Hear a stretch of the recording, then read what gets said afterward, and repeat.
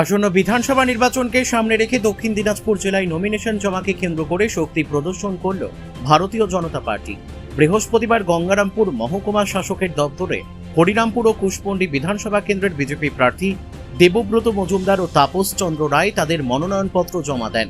Nomination জমা দেওয়ার আগে বুনিয়াদপুরে বিশাল মিছিলের আয়োজন করে বিজেপি নেতৃত্ব।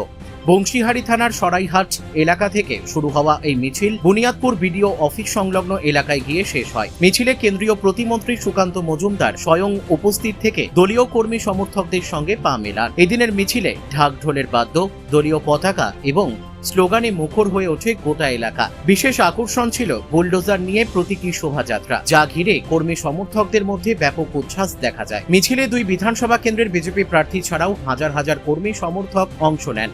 মিছিলকে কেন্দ্র করে বুনিয়াদপুর শহর জুড়ে ছিল কড়া নিরাপত্তা ব্যবস্থা। আইন শৃঙ্খলা রক্ষায় এলাকায় মোতায়েন করা হয় বিশাল পুলিশ বাহিনী ও প্রশাসনের আধিকারিকরা। গোটা কর্মসূচি ঘিরে যাতে কোনো অপ্রীতিকর ঘটনা না ঘটে সে বিষয়ে পুলিশ প্রশাসন সতর্ক নজরদারি চালায়।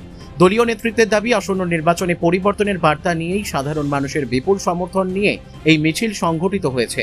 নমিনেশনকে কেন্দ্র করে বুনিয়াদপুরে এদিন কার্যত বিজেপির শক্তি প্রদর্শনের চিত্রই ধরা পড়ে।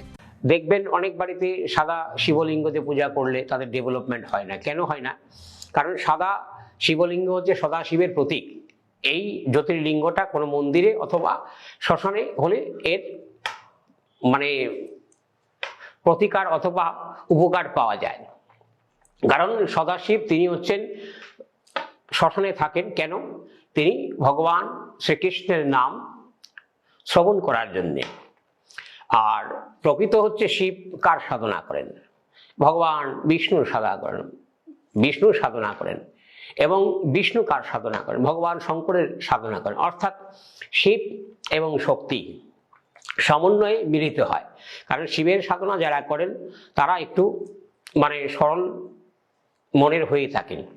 অনেকে প্রশ্ন করে যে শিবের সাধনা, শিবের পুজো আমরা করতে গেলে আমাদেরকে নেশা করতে হয়, গাঁজা খেতে হয়। এটা সম্পূর্ণ ভুল। কারণ ভগবান শঙ্কর কখনো এটা সমাজগত কথা ভাবে।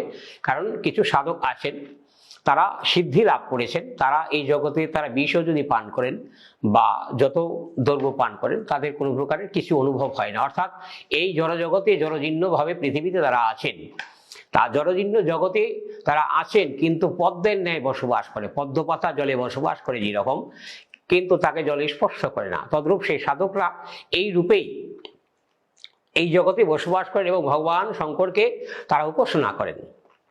এবং বিশেষ করে নাগা সন্ন্যাসী সম্প্রদায়েরা ভগবান শঙ্করের উপাসক হয়ে থাকেন, বা অঘরতন্ত্রে যারা আছেন, অঘরী সন্ন্যাসী যারা আছেন তারা শিবের উপাসক হয়ে থাকেন।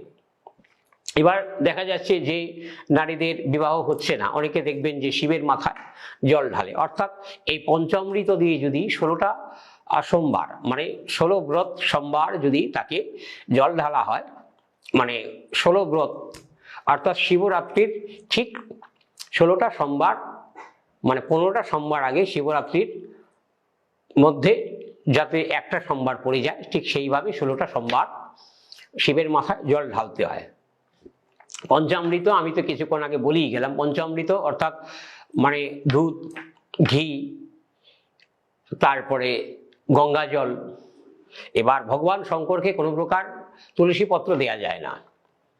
অনেকে ভুল করে ভগবান শঙ্করকে তুলসী দিয়ে থাকেন। তুলসী প্রকৃত গুরুদেব পেয়ে থাকেন, সে মানুষ গুরু হোক, সদ্গুরু হোক আর মহাপুরুষ গুরু হোক, গুরুদেবকে দিতে হয় যে তার বক্ষে অর্থাৎ বুকে দিলে অন্তরাত্মা অর্থাৎ এই অন্তরে বসবাস করেন পূর্ণব্রহ্ম ষোলকলা ভগবান।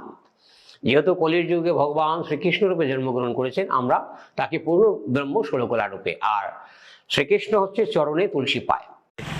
পুরো জনতা পরিবর্তনের মেজাজে বাংলার সাথে সাথে হরিরামপুরের বহিরাগত বিধায়কেরও বিদায় হবে।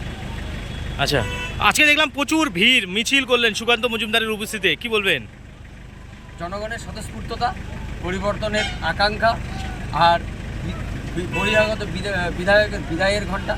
বলছিলাম, এই যে নমিনেশন জমা দেওয়ার দিয়ে আপনি বেরোলেন, জয়ের ক্ষেত্রে কতটা আশাবাদী? যে পরিস্থিতি বুনিয়াদপুর সহজে দেখা গেল বিজেপি, কি বলবেন?